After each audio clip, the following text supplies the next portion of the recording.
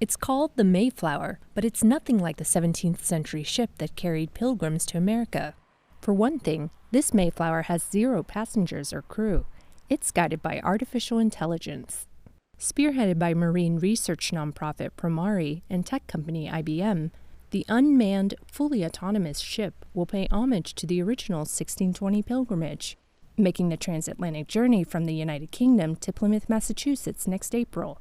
IBM Chief Technology Officer Andy Stanford Clark says one of the main goals is to gather data to help us understand more about the impact of climate change on the ocean and the impact of our pollution of the ocean. Unmanned vessels with autonomous capabilities aren't new, but they're usually radio-controlled or programmed to travel set routes. The Mayflower will direct itself. Once it's out to sea, out of 4G range, it's completely on its own. We hope to get satellite communications to it, but we're not relying on that.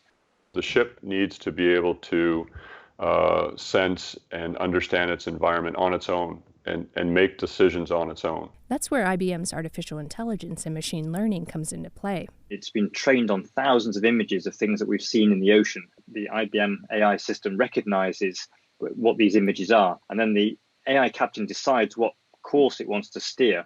Working in tandem with onboard cameras and sensors, the vessel will also be conducting various science experiments. The researchers know success is not guaranteed. Cameras are going to break. They'll get covered in water droplets, may not be able to see very well out of them. It's dealing with all of those little things and designing the system to accommodate those failures. 400 years later, the technology has undoubtedly evolved, but the enduring spirit of the Mayflower remains. Tina Trin, VOA News, New York.